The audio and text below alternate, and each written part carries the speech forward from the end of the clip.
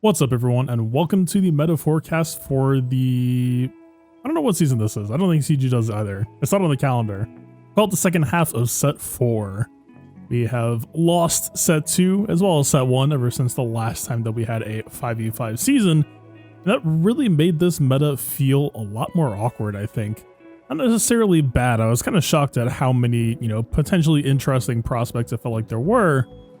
But it did end up coming down to feeling a little bit repetitive, right? So with set 3 and with set 4 as the only two tools active, they are very, very narrow in their focus. Sith have a heyday, Empire is having a heyday, very, very dark side heavy right now.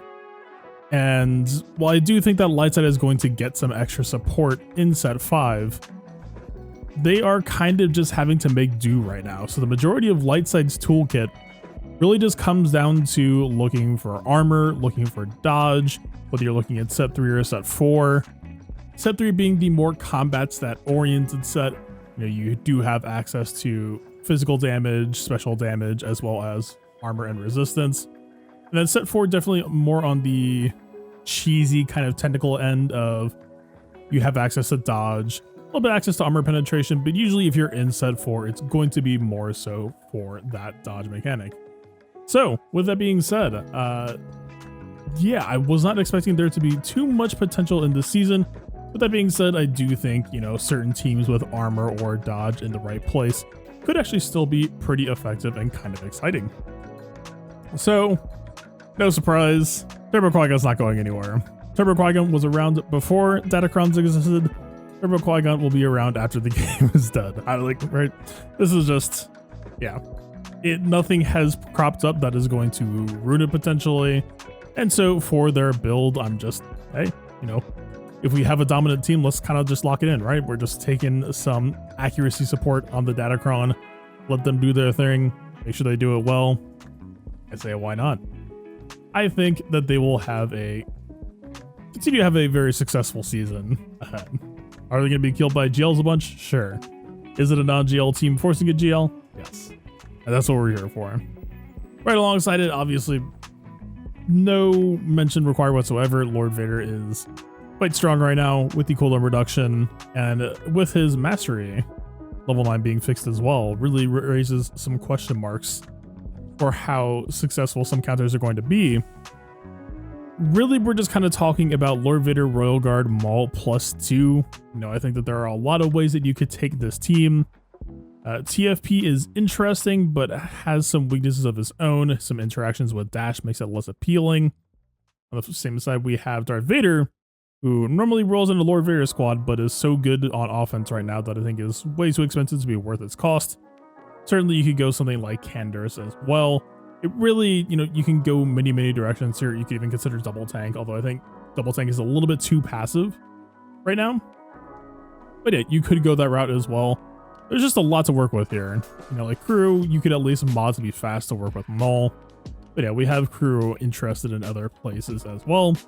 So yeah, I mean, it's a fairly, just build it and go team. There's not a whole lot of finesse here. It's just, hey, they made a very, very dominant team. And hey, it got bug fixed, so that is potentially even better. I think it's going to have a strong season. But at the same time, it's one of those teams where your opponent kind of just has to know how to deal with it. So kind of like Super Ray back in the day, your opponent is very likely going to have a game plan going in, right? So as dominant as a team is, I don't necessarily think it's going to catch people by surprise. People know what they're dealing with. Or if they don't, they're going to learn real quick, and by the end of week 1, people are going to know what their plan is for Lord Vader for the rest of the week, right? Or for the rest of the season. Continuing with no surprise, right next to them is, of course, Malgus. Hey, ever since he got that Datacron, he has been only really killed by GLs across 5v5 and 3v3, and that's just going to continue the rest of the season.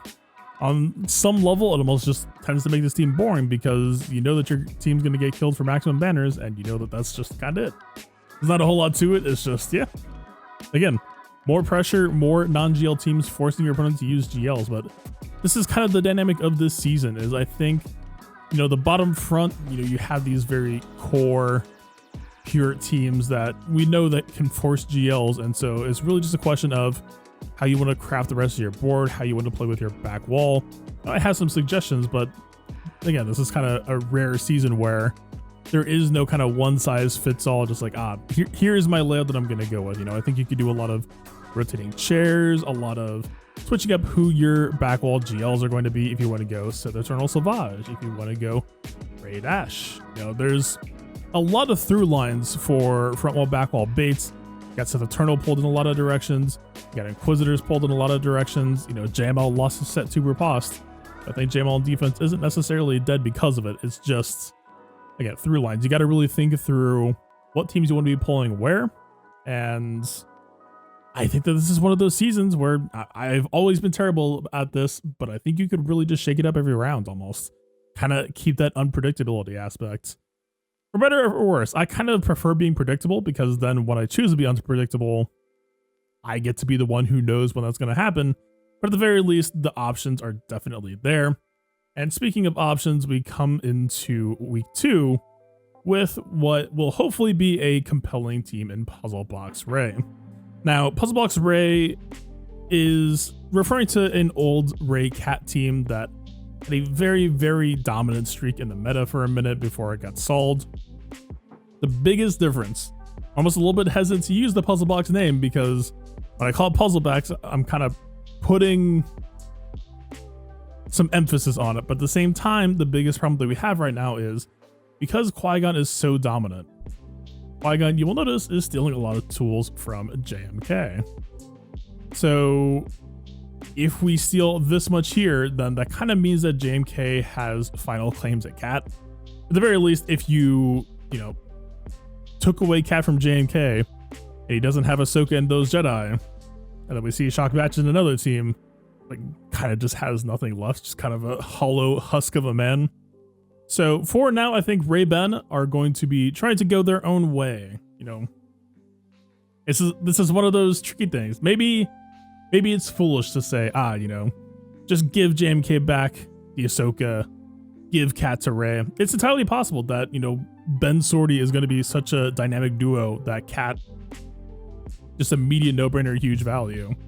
But at least for now, I think the spread just ends up feeling nice enough that Ray Ben is going to have to take a little bit of a hit. I do think that without Cat, this team is going to lose a lot of teeth, a lot of fangs, going to lose a lot of bite. We'll see. I have hopes that they can make do without it, but, if not, then maybe we'll go from there and make some shifts to try to keep them more relevant. And yeah, as mentioned, right alongside them, Shock Batch. I think the dodge Datacron is really going to potentially make them annoying. Shakti already having some base evasion. I believe, I think 1 or 2 of them will also have it. But yeah, so if you can give them a decent amount of dodge, I think it's really going to force your opponent towards something like Triumvirate. And Triumvirate are also going to end up getting spread thin a decent amount from the rest of the defense setup that we have. And so, yeah, kind of putting a lot of pressure on teams like Traya, putting a lot of pressure on teams like Inquisitors, where A, if your opponent doesn't have those teams up to snuff, or B, if they just, in the case of Inquisitors, they can be a little bit technical, they can need some very specific setup. Your opponent might not know where to have them, or if they only have one of them, they're going to get spread thin. And you catch the right person in the wrong place with the wrong defense set, I think there's going to be a lot of potential bumps and bruises that they have to take along the way. But very much looking forward to that. And yeah, we kind of hit this middle phase here. Again, JML, not necessarily as lethal anymore, let's say. I mean, riposte versus non-riposte is not even a discussion, let alone the JML assists. But at the same time, he's still Galactic Legends. He still does a pretty good job of being threatening. And very much, trying to be opportunistic with him in the rear, with the right teams up front to try to pull stuff out in front of him. I think he could have a decent shot at having a good run. And skipping gas for a second, I think C is very much the same case. We have this very nice mix of Savage Omicron, which I have confirmed does give C lifesteal even after Savage is dead. We have Savage giving him extra health steal on offense, so C is more self-sustainable, as well as we have this effect that gives C tenacity up when he's in, let's say, a 1v1 situation such as C Mirror, Wampa. You're not going to be able to get shock, you're not going to be able to get heal block, as well as you have the extra health steal, kind of making C more of an effective duelist. Obviously, this is a setup where, let's say they kill Savage in one blow, or in one match. The next match, a lot of the setup is going to break down, not necessarily going to be benefiting as much from it, but at the very least, it's should be good for at least a hold or to force C into a more expensive counter than people would usually reach for. Especially when we're talking about C without Malik, we're talking about C without Talon, all those usual support tools. I think Savage can easily plug in and fill that role, and do so with pretty flying colors, to be honest. Savage is just one of those characters where I think the 5v5 board is a little bit too small for him to, make his own standout team the way that we did in 3v3. But he does, pretty much no matter where you take him. I think even on offense, I think he could possibly solo CLS teams. But yeah, on defense, I think, C, Starkiller I'm a little bit iffy on, but I think it's maybe worth a shot, or at least if you're curious about it, now is the time to try it, because I think people will solve it fairly quickly. Kind of embrace the day one, the week one chaos, and just kind of ride that as long as you can. But yeah, I mean, this is, when I first saw Savage, this was my original intended plan for him, as I saw him as a C lifter unit. I think he could do a potentially great job of that here, so definitely looking forward to seeing that in action. And then we'll do a half unskip as well as a partial half skip instead. CLS and Gas, kind of the two, you think of them as like the two normal A+ teams, lost a lot with set 1 and set 2 going away, and so they are very much now just kind of falling back onto the potentially armor, potentially dodge, kind of depending on what datacrons you have sitting around that you have farmed, what you have gotten lucky enough to obtain. I will note though that in the case of something like CLS, Iden is pretty much the pure terror for him, right? To the point where I think it's almost debatable of like, hey, maybe you shouldn't even be posting CLS. The reason why I'm still kind of interested in this is because if we can manage to fight Iden, then CLS on defense has a pretty strong claim, right? You're looking at messy fights like Grievous that, again, are going to kind of get messed up with the same datacrons that are messing with Iden as well. And also confirm that Iden's stun is unresistible, but as long as you get the dodge, you don't get any debuff out of it. So possibly giving the Rebels a chance to fight back. We will see on how successful it is, as well as, their set 4 dodge, their set 3 armor. I would really prefer the dodge given the choice, assuming that, we just had infinite resources of either. Don't, but, trying to go with an even spread, right? Iden, the fact that her debuffs can't be resisted. You think about like Chewie is normally on a full tenacity set. I was thinking about it where if you really wanted to go set 3 with CLS, I think you could actually just ditch the tenacity Chewie modding, which kind of feels like sacrilege to say, and I'm sure is shooting myself in the foot in some other aspects. But if Chewie's just going to get stunned anyway, I'm almost kind of on the basis of like, well, let's just try to make him harder to kill to buy the Rebels more time. If you have a solid armored datacron for them, maybe just try to lean in on it. Triple defense set 4 protection primary or something like that. I don't think that's necessarily going to change anything, which is kind of why I'm more tilting towards the set 4 side of things. At the very least, you could try to dodge high roll them, get yourself some breathing room. Your team will just kind of stay afloat as your team, and it will be fine. Gas kind of being a fairly similar situation. The big difference between dodge and armor for them being that while armor is fantastic, if you ever tried to min-max your Gas or 5s modding back in the day, you probably found out that it turns out that CLS kind of just doesn't care. Exposes in that much bulk combined with Chewie damage in that much bulk. And we'll talk about it in a second here. The set 3, the 2% max health damage whenever you inflict a debuff. This is going to turn Chewie into a fairly effective cannon, especially if you are taking CLS on offense. I highly recommend that you keep this in mind. If you ever ran the Rey Rebels LSTB team, is a very, very similar concept here where Chewie does 20% health damage per time that he does damage. So if Chewie does an assist, I think he has tenacity down, expose, and evasion down, I want to say. No, evasion down, stupid. But, Chewie normally does 40% health damage. At minimum, he's going to be doing up to 80% now. That is quite good. That is that is something that you will notice and feel immediately. And so, you know, whether or not that's going to be enough to give CLS a fighting chance really remains to be seen. And I think that's really kind of what set 3 might be holding over set 4 is, again, set 3 has the combat stats, but also you kind of have some bags of tricks like this, whereas set 4, the level 3 effect, it's not. we're talking like accuracy, where for a dodge Datacron, you get offense up, right? There is no finesse there. There is no interesting mechanics. It is just, do you want dodge? And if yes, then we'll work with it. If not, go on, right? So I'm very curious to see how that plays out. You know, definitely anytime that you see an opportunity to min-max Chewie's unique like this has always felt pretty good in the past.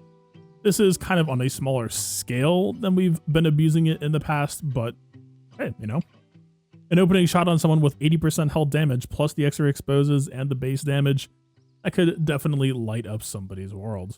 I'm just concerned that also when you think about like GG versus CLS, people might not be aware, but B2 applies evasion down to people with target lock is 25%. So if you just sneak on like a little bit of dodge, you give him 30% dodge, Grievous can't be evaded. So if he does that first AoE, let's say he gets some target locks out, you basically just don't have a dodge Datacron at that point, right? Worth keeping in mind, maybe we're looking at armor at that point. It really just depends on what you have available to you, right? Moving right along. This Starkiller team. As I said, it's not really... I think it's solvable. I think it's a little bit too passive, but at the same time, it's like Ben brings too much reactivity, so we can't really get rid of Ben. But then the unaligned force user slot, it's like, well, Mara doesn't really feel like she's adding enough here, so probably get rid of Mara. And suddenly this team, right, this team is built off of one truth, which is that Savage is extremely good, Savage goes a lot, and Starkiller will assist, right? I don't necessarily know that this team feels justified. I'm more just including this in week 1 as a give it a shot. If you're gonna give it a shot, maybe go for it. For me, I think I'm probably gonna hold Starkiller for offense, but if you're looking for some shenanigans, I think you will find some here. And I would say it's a decently high chance of getting some hold as people try to piece together how they want to approach this thing. I don't think it's gonna last long, but hey, keep an eye on your match history. Maybe I'm wrong. We'll see. Oh boy. Last but not least, you know, I was very nervous to try posting Iden last season was set to being active and CLS being the monster that he was. Now that set 2 is gone, I'm feeling a little bit bolder. So yeah, I'm just gonna try it, including the Force Ghost Head Death Trooper here. Iden on defense in 5v5 is definitely a lot more vulnerable than 3v3, so she has to come correct. It is easier said than done. You know, pretty much almost every character is bringing some sort of modding tech with them to try to cover for as many things as possible. But hey, at the very least, I'm going to be trying it. You know, if anyone else wants to join in, I figured I would throw in the things that I'm looking for here. At the minimum, I'd say if you do this, you probably have a pretty good chance of racking up at least minus 20 banners off of people bringing in Wampa and failing to Tenacity Shore and just not knowing what that's going to be doing to them. Past that, we will see, right? There's a lot of prospective counters, batch, triumvirate, stuff like that. Trying to arm them with as much, you know, capabilities as possible, trying to keep them scrappy. If it's not working out, I'll take it back to offense. It is certainly a place where I is happy to be in 5v5. And if that ends up being where she stays, at least we tried it. But that's kind of the tech that I'm looking for her for now. Like fast death to try to do some cooldown increasing action against Bad Batch with her speed decrease, getting us to go first. Stormtrooper, I'm actually giving a little bit of extra potency to try to make that turn meter removal when he's taunting and getting hit. Try to matter in some more matchups. I have had it do bad things to me in the past, but his base potency is so low that it tends to be fairly inconsistent. You bump up that potency a little bit, it can definitely start to push that needle the opposite direction. We'll see. Especially range trooper, man. Obviously, troopers on offense would be extremely sad to not see him, so it really depends on knowing and needing to call the ball if you think you're going to need troopers, as they usually exist. Because, of course, range trooper with all that protection up, really just has fantastic synergy on grit, so if we can manage to keep him on defense, then we can definitely start to push that needle the opposite direction. We'll see. Especially range trooper, man. Obviously, troopers on offense would be extremely sad to not see him, so it really depends on knowing and needing to call the ball if you think you're going to need troopers, as they usually exist. Because, of course, range trooper with all that protection up really just has fantastic synergy on grit, so if we can manage to keep him on defense, it would be a huge extra boost to the team, especially if we are worried about possible counters like Radis. Whether or not that ends up being true, we will see. It really just depends on if people stop posting Radis on defense or not. To be honest, at this point, I'm kind of assuming that they won't until people start seeing some extremely cheap and stupid ways that Radis can be killed in 5v5. But on the off chance that Radis is going to be held, I'm going to take Iden at least in week 1 with anti-Radis modding, trying to give her the best shot at getting holds. Same as CLS, right? You know, CLS has Iden as the hard counter. Iden has Radis as the hard counter. And really, this is just a question of, okay, let's see if we can break that up at all. If we can break it up, things become a lot more interesting. If we can't, well, it is the mid defeat, right? Only so much you can do. Fair enough. And past that, we really kind of have repeats of the past meta. You know, sortie tax is still out there in the mix if you're looking for a more efficiency-based play style. Couple of, you know, low mid GP setups. You know, Grievous has one more month with his double turn meter Datacron with the set 3 2% damage for dark side. Well, for either side, but you know, we're using dark side. Very, very good opportunity. Could catch some people by surprise at low levels, as well as Stonewall set. If you're in that low to mid GB bracket, this could be a very, very easy way to get some scrappy kills. People go in with their troopers, come out a little bit surprised. Yeah, probably buy yourself some overkill too, depending on the situation. But yeah, you know, I'm waiting a little bit to see on Jabba. You know, I think we'll talk about it in week 2. Hopefully we get the match history fast enough that I can get some data-based information going as well. But at the very least, I'll have my week 1 experiments on the stream. We're gonna get a feel for how things are doing. We'll see. But at the very least, I think we got a good foundation. I'm very, very curious, especially, you know, CLS and Gas. I kind of wrote them off, and maybe a little bit unfairly, in Shock Match especially, right? We'll have to see. Maybe I was a bit too harsh on set 2 expiring. Maybe they will be able to throw some weight around after all. That's gonna be my main question, honestly. The rest is, you know, again, the front wall, very, very static. The back wall GLs, yeah, you're kind of gambling there based on what you think your opponent will or won't have. The rest, well, we'll see. Anyway, that's it for this meta forecast. Good luck out there. Peace out.